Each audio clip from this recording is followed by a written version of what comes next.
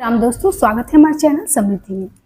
दोस्तों, गुरुवार का दिन हम महिलाओं के लिए सबसे अच्छा कहा जाता है सदा सुहागन रहने का आशीर्वाद। और आर्थिक रूप से देखा जाए तो यह गुरुवार का दिन कहा जाता है कि यदि आज के दिन का निषिद्ध कार्य भी किया जाए तो आर्थिक उन्नति में ही बाधा आती है, और यदि आज के दिन का व्रत पूजा किया जाए तो आर्थिक उन्नति होती है।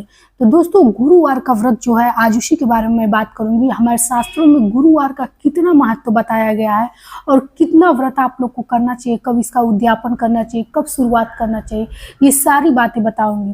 दोस्तों, एक बात तो आप लोग जानते होंगे कि गुरुवार का व्रत हमारे शास्त्रों में कहा गया है कि सप्ताह के एक दिनों का व्रत महिलाओं को जरूर रहना चाहिए, जिसमें से गुरुवार के व्रत को सर्वोत्तम माना जाता है। कहा जाता है कि गुरुवार के व्रत करने से आप लोग को लक्ष्मी साधना नहीं करनी पड़ती है। आप लोग को विष्णु भगवान जहाँ रहते हैं वहाँ लक्ष्मी अपने आप ही रहती हैं।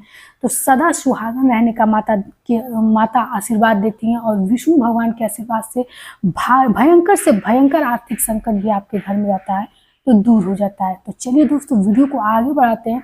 और यहाँ एक बात और कहना चाहूँगी कि कुंवारी लड़कियाँ यदि गुरुवार का व्रत रखती हैं तो निश्चित 1 साल के अंदर उनका मांगलिक कार्य हो जाता है। अगर लड़के सरकारी नौकरी के लिए आज के दिन मात्र केले के पौधे में जल दे दें तो कहा जाता है कि 1 साल के अंदर उनका भयंकर कोई भी ग्रह बाधा हो दूर हो जाता है। मैंने कई वीडियो में आप लोगों को ये बात बताई है कि आपके सारे ग्रह प्रतिकूल हो और मात्र सप्ताह के एक दिन आप लोग विधिवत पूजा पाठ गुरुवार के दिन करना शुरू कर दें तो बड़े से बड़ा संकट आपका टल जाएगा। तो दोस्तों, हमारी जानकारी यदि आप लोग को अच्छी लगे तो एक लाइक अवश्य कर दिया कीजिए, क्योंकि आपके लाइक से हमें बहुत प्रेरणा मिलता है। और समृद्धि हमेशा आपको शुद्ध सात्विक जानकारी देती है, किसी भी चीज़ में आपको संशय करने की जरूरत नहीं है। दोस्तों, हमारी उम्र तो उतनी नहीं है, लेकिन हम अपने बुजुर्गों द्वारा, अपने गुरु जी द्वारा जो बातें सीखते हैं, अपने शास्त्रों में जो चीज़ सीखे हैं, जो हमें ज्योतिषा अध्ययन के द्वारा अनुभव हुआ है, वो चीज़ें मैं आप लोग को शेयर करती हूँ। और जिस चीज़ में 100% मैं ये रहती हूँ कि ये चीज़ करने से ये हो जाएगा, वही आप लोगों को बताती हूँ। दोस्तों, हम लोग को इतना टाइम नहीं रहता है कि हम आपको यूट्यूब के माध्यम से बताएं, लेकिन काफ़ी लोग ऐसे थे मेरे यहाँ जो हमसे मिलने बहुत दूर थे, मिल नहीं पाते थे। और जैसे बहुत सारे ऐसे भी लोग होते हैं जिनकी समस्याएं बहुत होती हैं पर वो इतना दूर आ नहीं पाते। इसीलिए यूट्यूब के माध्यम से मैंने बहुत सारे लोगों की समस्या का समाधान किया। इसके लिए बहुत बहुत शुक्रिया। और आप लोग की भी समस्याओं का अगर कोई हो तो समाधान हो जाए। एक चीज़ ये भी है कि किसी की समस्या को समाधान करने से भी गुरु ग्रह मजबूत होता है। और दोस्तों, जिनका गुरु ग्रह मजबूत हो गया, उनका जीवन में उनके किसी भी चीज़ की कमी नहीं रहेगी। एक चीज़ मैं आप लोग को बता दूं दोस्तों, थोड़ी मुझे अपनी बातें समझाने में आप लोग को वीडियो बड़ी हो जाए तो उसके लिए क्षमा कीजिएगा, क्योंकि जब तक आप लोग किसी भी बात को ज्योतिष के तह तक आप लोग नहीं जाएंगे, किसी बात को समझेंगे नहीं, उस चीज़ को आप लोग कर नहीं पाएंगे। क्योंकि ये सरल बातें हैं कि जब हम किसी चीज़ को समझ नहीं पाते हैं तो वो चीज़ हमारे करने में मन नहीं लगता है। एक बात तो आप लोग जानते होंगे दोस्तों कि कहा जाता है कि गुरु ग्रह जिनका बड़े बड़े जो लोग दिखते हैं, उनका अगर कुंडली उठा कर देखें तो उनके कुंडली में उच्च राशि में गुरु ग्रह होगा, इसमें कोई संशय नहीं है। जब आप किसी भी ज्योतिष के पास जाते हैं तो वो आंख बंद करके समस्या आपकी कोई हो ये जरूर बता देता है कि आपका गुरु ग्रह कमजोर है। क्योंकि गुरु ग्रह आपका कमजोर रहेगा तो आप के घर में बीमारियां रहेंगी, आर्थिक संकट रहेगा, बच्चे कुमार पे जाएंगे, शादी विवाह में बाधाएं आएंगी, संतान सुख नहीं होगा। ये कुल मिलाकर कह लीजिए कि आपके घर में सुख समृद्धि उन्नति बंद हो जाएगी। इसीलिए मैं हर लोगों से कहती हूँ कि आपके घर लड़के हों, लड़कियां हों, महिलाएं हों, सभी लोगों को केले के वृक्ष की पूजा, विष्णु भगवान की विष्णु भगवान साक्षात केले के वृक्ष में रहते हैं। आप लोग को मैं हर वीडियो में बताती हूँ कि वनस्पति पूजा सबसे बड़ी पूजा है। किसी भी मूर्ति मंदिर में मत जाइए, लेकिन जो वनस्पति देव देवियों के नाम है, यदि वनस्पतियों की आप पूजा करें तो मैं दावे के साथ कहती है समृद्धि आप लोगों से कि आपके जीवन में किसी भी प्रकार की संकट नहीं आएगी। देखिए, संकट से तो भगवान राम भी नहीं बच पाए थे, लेकिन जो आपके जीवन में आजकल के लोगों के जीवन में अनचाही घटनाएं घटती वो नहीं घटेंगी।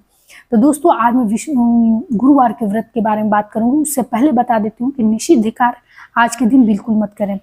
धोबी के यहाँ कपड़े धुलने ना दें, नाखून न काटें, आज के दिन शेविंग न करें। महिलाएं पीरियड में यदि नहीं हो तो बाल भूल कर भी न धुलें। साबुन शैम्पू का आज यूज नहीं किया जाता है। महिलाएं आज के दिन पीला सिंदूर न लगाएं।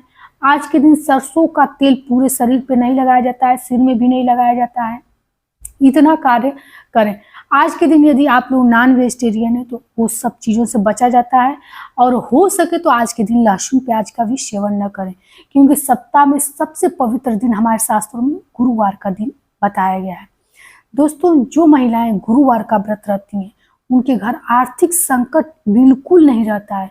देखिए दोस्तों, आर्थिक संकट यदि भगवान की नज़र टेढ़ी है तो आप लोग को 1 करोड़ कमाने वाले के जीवन में भी आर्थिक संकट आ सकते हैं, क्योंकि इतनी बाधाएं आएंगी, इतनी विपत्तियां आएंगी कि वो पैसे जैसे आएगा वैसे चला जाएगा। इसलिए आर्थिक उन्नति उसी को कहा जाता है कि आपका अगर 100 रुपये कमाई हो और उसमें से 2 रुपये आप बचा लेते हैं, वही आपकी उन्नति कही जाती है। तो दोस्तों, गुरुवार का व्रत आप लोग यदि करना चाहें तो किसी भी शुक्ल पक्ष के पहले गुरुवार से आप लोग शुरू कर सकती हैं। कुंवारी लड़कियां हैं तो वो भी संकल्प लेकर अपने विवाह के लिए शुरू कर सकती हैं, और निश्चित रहता है कि 1 साल के अंदर यदि आप लोग का मांगलिक कार्य नहीं हुआ तो समय मतलब ऐसा हो ही नहीं सकता कि नहीं हुआ आप लोग का 1 साल के अंदर, तो थोड़ा सा और अधिक कर दिया, मतलब इस व्रत को कीजिए, लेकिन आप लोग का विवाह शीघ्र इससे हो जाता है। क्योंकि हमारे शास्त्र में खुल करके लिखा है कि जो स्त्री, जो महिला इसका व्रत करती है उसके जीवन में किसी भी प्रकार की समस्या रही नहीं जाती है। तो आज गुरुवार के पहले शुक्रवार से आप लोग ये व्रत शुरू किया कीजिए। और इस व्रत में दोस्तों बहुत दंड कमंडल नहीं है, बस आप लोग सुबह सवेरे उठ करके गंगा जल डाल करके स्नान कीजिए। यदि कुंवारी हैं तो हल्दी डाल करके सिर पर से स्नान कीजिए। तत्पश्चात आप लोगों को आज के दिन केले की जड़ की पूजा करनी पड़ती है। तो आप एक थाली लीजिए, थाली में आप लोग को क्या रखना है, मुनक्का रखना है, चना का दाल रखना है, और आप लोग पीला हल्दी रख लीजिएगा। 1 लोटा जल ले लीजिएगा दोस्तों, और जल में भी मुनक्का, हल्दी, गुड़ और पीला हल्दी डाल करके सबसे पहले केले की जड़ में इसको गिराया जाता है। जो लोग मतलब कथा नहीं कहेंगे उन लोग को बता रही हूँ। और यदि आप लोग कथा कहनी चाहिए तो बृहस्पतिवार की कथा का एक पुस्तक मिलता है, चैनल पे भी आप लोग को मिल जाएगा। उस कथा को केले के वृक्ष के पास एक घी का दीपक प्रज्वलित करके सुना जाता है। देखिए दोस्तों, किसी भी पूजा पाठ में मैं ये चीज ऐसे बताती हूँ कि वर्किंग महिलाएं भी जो हैं वो भी शीघ्रता से कर लें। यदि आप कथा नहीं पढ़ पाती हैं, मतलब कथा पढ़ने में थोड़ा समय लगेगा, उसके बाद आरती करना पड़ेगा, क्योंकि कथा का निश्चित ये परिणाम रहता है कि आरती बिना किए हुए कोई भी कथा पूर्ण नहीं होती है। तो यदि आरती कथा दोनों कहने के लिए आप लोग के पास समय हो तो सबसे अच्छा है, क्योंकि यदि व्रत कर ही रही हैं तो विधिवत कीजिए और 16 बार का संकल्प लेकर के कीजिए, ताकि 16 बार के बाद कुछ आपको स्पेस मिल जाएगा, फिर शुरू कीजिएगा। इसका उद्यापन विधि भी मैं आप लोग को वीडियो के लास्ट में बताऊंगी, लेकिन सबसे पहले जान लीजिए कि यदि आपके घर के आपके बच्चे हों, आपकी बच्चियां हों, सभी लोग केले के वृक्ष में आज के दिन 1 लोटा जल देंगे, तो पढ़ाई से संबंधित हो या उनकी बुद्धि प्रबलता से संबंधित हो, उनके जीवन में उन्नति निश्चित होगी। इसलिए आज के दिन से ही अपने घर के बच्चों को समझाइए और खुद शुरू कीजिए यह व्रत। और जो भी निषिद्ध कार्य है आज के दिन एकदम मत कीजिएगा, क्योंकि निषिद्ध कार्य यदि आप लोग अच्छे कर्म भी करेंगे और निषिद्ध कार्यों को करेंगे तो वो चीज फलीभूत नहीं होगा। दूसरी चीज, आज के दिन अगर कथा पढ़ती हैं तो आप लोग केले के वृक्ष में ये सब चीजें चढ़ा करके, जो चीज मैंने बताई है, और उसके बाद से यहाँ बैठकर घी का दीपक प्रज्वलित कीजिए और ये कथा पढ़िए। कथा पढ़ने के बाद आरती, ओम जय जगदीश सारे का आरती कीजिए। आरती के बाद कर्पूर गौरम करुणावतारम अवश्य किया जाता है, क्योंकि आपके पूजा पाठ में हुई त्रुटियों को वो क्षमा याचना रहता है। तो ये चीज करके आप लोग केले की परिक्रमा यदि करनी चाहे तो 5 या 7 में परिक्रमा की जाती है। आज के दिन कोशिश कीजिएगा कि पीला वस्त्र ही पहनकर पूजा करें, पीला या लाल। सबसे अच्छा होता है पीला, क्योंकि ग्रहों का संबंध हमारे कपड़ों के कलर से होता है। इसीलिए यदि आपकी थोड़ी भी स्थिति है तो कम से कम एक सस्ता ही कपड़ा बनवा लीजिए, लेकिन गुरुवार को हर सुहागिन महिला पीला कपड़ा पहनिए। इतना अच्छा आपको इसका रिजल्ट मिलेगा दोस्तों, क्योंकि गुरुवार का व्रत कहा जाता है कि सर्वोत्तम है। जो महिला गुरुवार का व्रत करती है उसके जीवन में बड़े से बड़ा आर्थिक संकट हो, कर्ज हो, सब कुछ समाप्त हो जाता है। तो गुरुवार का व्रत आप लोग अवश्य किया कीजिए।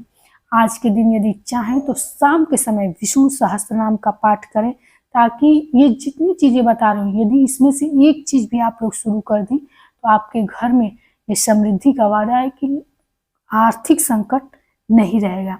ये थी विष्णु भगवान के व्रत की बातें। अब व्रत में क्या खाएंगे क्या नहीं खाएंगे ये भी जान लीजिए। आज के दिन व्रत में आप लोगों को दिन भर तो मिष्ठान केला वगैरह खा सकते हैं। केला नहीं खा सकते हैं क्योंकि आप लोग व्रत रहते हैं, सॉरी मैं भूल कर बोल दी हूँ। फल वगैरह खा सकते हैं, दही दूध खा सकते हैं। शाम के समय इसमें कुछ मीठा भोजन किया जाता है। मीठा भोजन में आप लोग क्या करेंगे कि जैसे कि कभी भी मीठा भोजन में आप लोग चावल की चीज़ें मत बनाकर खाइएगा, हमेशा आटे की चीज़ें बनाई जाती है। पूरी हलवा खा सकती हैं, पूरी दूध दूध रोटी खा सकती हैं, कुछ भी खा सकती हैं। पूरी हलवा, पराठा हलवा कुछ भी खा सकती हैं। पराठा चीनी भी खा सकते हैं, पराठा गुड़ भी खा सकती हैं, बेसन का हलवा भी बना करके खा सकती हैं। इसके बाद से जब ये चीज़ कीजिएगा तो इसमें पारण का नियम नहीं होता है कि अगले दिन आप लोग को पारण करना है, यही इसी समय का ये पारण भी रहता है। इसलिए से इसमें से अग्रासन अवश्य निकाल लीजिएगा। अग्रासन निकालने के बाद मत कहीं भी गाय हो तो गाय को दे दें, नहीं तो छत पर अपने रख दीजिएगा और तत्पश्चात इस चीज़ का सेवन कीजिएगा। अगले दिन आप लोगों को कुछ नहीं करना है। अगले दिन सिर्फ ब्राह्मणों के लिए कुछ कच्चा सीधा निकाल के साफ सुथरा से खाना बना करके खा लेना है। खाना आप कोई भी मतलब किसी भी प्रकार का खाना बना करके खा सकती हैं। प्रकार मतलब नॉनवेज नहीं, मतलब कि दाल चावल रोटी सब्जी बना करके खा सकते हैं। लेकिन हाँ, अगले दिन कच्चा सीधा का दान अवश्य कीजिएगा। हर व्रत के पारण के दिन, मतलब पारण तो शाम को एक दिन पहले ही कर ली, अगले दिन आप लोग कच्चा सीधा निकाल करके अवश्य तब जा करके अपने दिन की शुरुआत कीजिएगा। ये थी विष्णु भगवान के व्रत के बारे में। अगर आप लोगों के जीवन में आपके गुरु ग्रह आपके अनुकूल हो गए तो ये समझ लीजिए कि आपके जीवन में किसी भी सुख साधन की कमी नहीं रहेगी।